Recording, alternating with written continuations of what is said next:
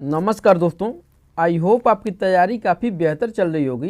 तो आपके तैयारी को और बेहतर बनाने के लिए आज के वीडियो में हम लोग करेंगे practice set 6 UP police constable exam के लिए जनरल नॉलेज यानी सामान्य ज्ञान।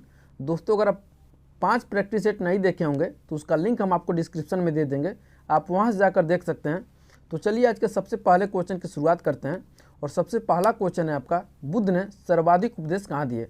ऑप्शन ए देखिएगा श्रावस्ती में, बी है कौशल में, सी है सारनाथ में और डी है वैशाली में। तो क्वेश्चन नंबर 1 का राइट आंसर हो जाएगा दोस्तों ऑप्शन नंबर ए यानी श्रावस्ती। इतना तक तो आप कर लेंगे, लेकिन अगर थोड़ा सा क्वेश्चन को घुमा कर पूछ लिया जाए कि गौतम बुद्ध ने सर्वाधिक उपदेश कहाँ पे दिए, उसके बाद कहाँ पे दिए, उसके बाद कहाँ पे दिए, उसके बाद कहाँ पे दिए, तो आप परेशान हो सकते हैं। तो इसका ट्रिक याद रखिएगा, सारा वस्तु, सारा वस्तु। स्वच्छ हो जाएगा दोस्तों आपका, सास हो जाएगा आपका श्रावस्ती, रस हो जाएगा आपका रा से राजगृह, वश हो जाएगा दोस्तों आपका वैशाली और अस्तुष हो जाएगा आपका कपिल वस्तु, कपिल वस्तु। अगर इस तरह से भी इतना लेवल तक आपके एग्जाम में क्वेश्चन आपके एग्जाम में इतना लेवल तक क्वेश्चन आए तो आप कंफ्यूज नहीं होंगे, बस आप आसानी से कर सकते हैं। अगला देखिए क्वेश्चन नंबर 2, लोकसभा की सदस्यता के लिए उम्मीदवारों की न्यूनतम आयु निर्धारित क्या निर्धारित की गई है? ऑप्शन ए देखिएगा 21 वर्ष, बी है 18 वर्ष, सी है 25 वर्ष और ऑप्शन नंबर डी है 30 वर्ष। तो क्वेश्चन नंबर 2 का राइट आंसर हो जाएगा दोस्तों ऑप्शन नंबर सी। जो लोकसभा के सदस्य हैं उनके न्यूनतम आयु क्या है? तो उनका न्यूनतम आयु दोस्तों 25 वर्ष है। लेकिन आपसे राज्यसभा का पूछ लिया जाए, राज्यसभा के सदस्यों का न्यूनतम आयु क्या है? तो 30 वर्ष है। यहाँ पे हम आपको लोकसभा बता रहे हैं, यहाँ पे राज्यसभा बता रहे हैं, ठीक है। और आपसे क्वेश्चन में पूछ लिया जाए इनका कार्यकाल कितने होता है, तो लोकसभा के लिए 5 वर्ष होता है। लोकसभा के लिए कितना वर्ष? 5 वर्ष। और राज्यसभा के लिए 6 वर्ष। लोकसभा को क्या कहते हैं? लोकसभा को निम्न सदन, लोकसभा को निम्न सदन और राज्यसभा को उच्च सदन, उच्च सदन। ठंडी की वजह से थोड़ा गला सही नहीं है, तो थोड़ा आवाज़ें सही नहीं आएगी, क्षमा करिएगा। अगला क्वेश्चन देखिएगा क्वेश्चन नंबर 3, भारतीय संविधान का निम्नलिखित में से कौन सा अनुच्छेद विधिक समानता यानी कानून के सामने समानता से संबंधित है? ऑप्शन ए देखिएगा 14 यानी अनुच्छेद 14, बी है अनुच्छेद 17, सी है अनुच्छेद 13 और डी है अनुच्छेद 26। तो क्वेश्चन नंबर 3 का राइट आंसर हो जाएगा दोस्तों ऑप्शन नंबर 1 यानी जो अनुच्छेद 14 है वो क्या है? कानून के समक्ष समानता की बात की गई है, यानी कानून के सामने सभी लोग क्या हैं? समान हैं। और कहाँ से कहाँ तक है अनुच्छेद?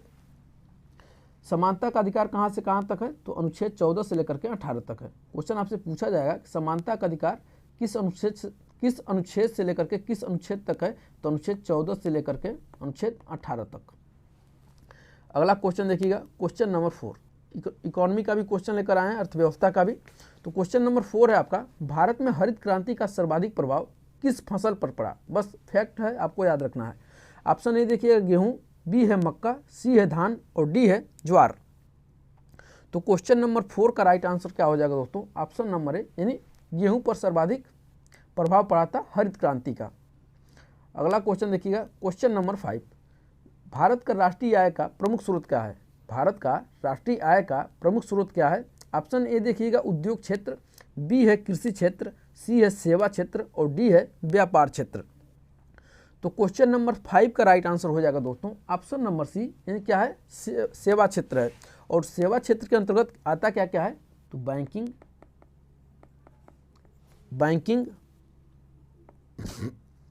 दूरसंचार,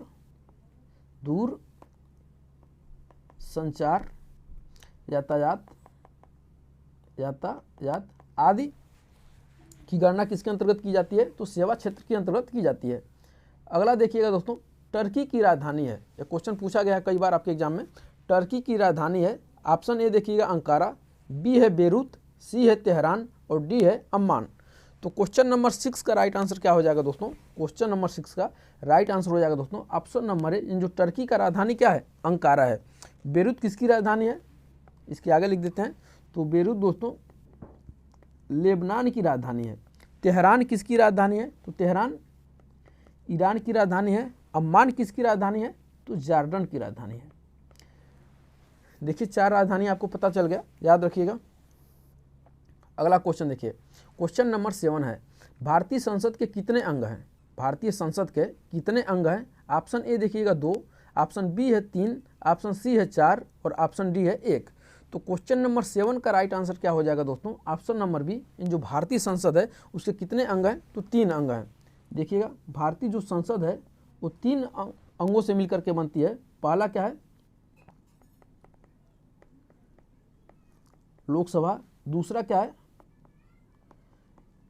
राज्यसभा, और तीसरा क्या है? राष्ट्रपति। याद रखिएगा ये तीनों। आगे बढ़ेंगे अगले क्वेश्चन पे, क्वेश्चन नंबर 8 पे। प्रकाश वर्ष की इकाई क्या होती है? प्रकाश वर्ष की इकाई क्या होती है? ऑप्शन ए देखिएगा दूरी, बी है समय, सी है आवृत्ति और डी है ताप। तो क्वेश्चन नंबर 8 का राइट आंसर हो जाएगा दोस्तों ऑप्शन नंबर ए, यानी प्रकाश वर्ष की जो इकाई है वो क्या है? दूरी है। अगला क्वेश्चन देखते हैं, क्वेश्चन नंबर 9। इलेक्ट्रॉन की खोज की थी किसने? ऑप्शन ए देखिएगा जेम्स चैडविक ने, बी है जे थॉमसन ने, सी है एंडरसन ने और डी है रदरफोर्ड ने। तो क्वेश्चन नंबर 9 का राइट आंसर क्या हो जाएगा दोस्तों? ऑप्शन नंबर बी, यानी जो इलेक्ट्रॉन की खोज किसने किया था? तो जे थॉमसन ने किया था। प्रोटॉन की खोज किसने किया था? तो रदरफोर्ड ने। रदरफोर्ड जी ने क्या किए थे? प्रोटॉन की खोज किए थे। और न्यूट्रॉन की खोज किसने की थी? तो जेम्स चैडविक ने। अगला क्वेश्चन देखते हैं, क्वेश्चन नंबर 10। पर्यावरण दिवस मनाया जाता है। क्वेश्चन नंबर 10 है आपका, पर्यावरण दिवस मनाया जाता है। ऑप्शन ए देखिएगा 14 नवंबर को, बी है 5 जून को, सी है 1 अप्रैल को और डी है 11 जुलाई को। तो क्वेश्चन नंबर 10 का राइट आंसर हो जाएगा दोस्तों ऑप्शन नंबर बी, यानी जो पर्यावरण दिवस है प्रत्येक वर्ष यानी हर वर्ष 5 जून को मनाया जाता है। और 14 नवंबर को क्या मनाया जाता है? तो 14 नवंबर को दोस्तों बाल दिवस मनाया जाता है। 14 नवंबर को बाल दिवस मनाया जाता है। 1 अप्रैल को क्या मनाया जाता है? फूल डे यानी मूर्ख दिवस मनाया जाता है। मूर्ख दिवस मनाया जाता है। और 11 जुलाई को विश्व जनसंख्या दिवस। याद रखिएगा, वेरी मोस्ट इंपॉर्टेंट क्वेश्चन है, विश्व जनसंख्या दिवस। अगला क्वेश्चन देखते हैं, क्वेश्चन नंबर 11। सत्यमेव जयते लिया गया है। ऑप्शन ए देखिएगा कठोपनिषद से, बी है ऐत्रेय उपनिषद से, सी है मांडुक्य उपनिषद से और डी है मुंडको उपनिषद से। तो क्वेश्चन नंबर 11 थोड़ा सा टफ है आपके लिए, लेकिन क्वेश्चन नंबर 11 का राइट आंसर क्या हो जाएगा दोस्तों? ऑप्शन नंबर डी, यानी मुंडको उपनिषद से। और सत्यमेव जयते का अर्थ क्या होता है दोस्तों? सदा सत्य की विजय होती है। सत्यमेव जयते का अर्थ क्या होता है? सदा सत्य की क्या होती है? विजय होती है। ठीक है। और भारत सरकार का जो प्रतीक चिन्ह है यानी अशोक चक्र, यानी अशोक स्तंभ के फलक पर या अशोक स्तंभ के फलक के नीचे क्या है? लिखा गया है। अगला क्वेश्चन देखिएगा, क्वेश्चन नंबर 12। निम्नलिखित भारतीय राजाओं में से किस राज्य की कोई समुद्र सीमा नहीं है? क्वेश्चन एक बार और पढ़ते हैं। निम्नलिखित भारतीय राज्यों में से, माफ करिएगा, निम्नलिखित भारतीय राज्यों में से किस राज्य की कोई समुद्री सीमा नहीं है? ऑप्शन ए देखिएगा गुजरात, बी है गोवा, सी है महाराष्ट्र और डी है, माफ करिएगा, आई एम रियली सॉरी, सी है राजस्थान और डी है महाराष्ट्र। तो क्वेश्चन नंबर 12 का राइट आंसर हो जाएगा दोस्तों ऑप्शन नंबर क्या हो जाएगा? सी, यानी जो राजस्थान है वो किसी भी मतलब कहीं किसी भी तरफ से समुद्र से नहीं सटता है, इसका सीमा नहीं सटा हुआ है। आगे देखेंगे क्वेश्चन नंबर 13। भारत का पृथ्वी से उपग्रह छोड़ने का केंद्र स्थित है। भारत का पृथ्वी से उपग्रह छोड़ने का केंद्र कहाँ पे स्थित है? ऑप्शन ए देखिएगा ट्राम्बे में, बी है श्रीहरिकोटा में, सी है थुम्बा में और डी है बंगलुरु में। तो क्वेश्चन नंबर 13 का राइट आंसर हो जाएगा दोस्तों ऑप्शन नंबर बी, यानी श्रीहरिकोटा में। और श्रीहरिकोटा क्या है? इसरो का मुख्य केंद्र है। क्वेश्चन में आपसे पूछा जाएगा कि इसरो का मुख्य केंद्र कहाँ है? इसरो का मुख्य केंद्र, तो क्वेश्चन आपसे पूछा जाएगा कि इसरो का मुख्य केंद्र कौन सा है? तो श्रीहरिकोटा है, जहां से उपग्रह छोड़े जाते हैं। क्वेश्चन नंबर 14 देखते हैं, क्वेश्चन नंबर 14। किस समिति ने त्रिस्तरीय पंचायत प्रणाली की अनुशंसा की? वेरी मोस्ट इंपॉर्टेंट क्वेश्चन है, पंचायती राज से संबंधित है क्वेश्चन।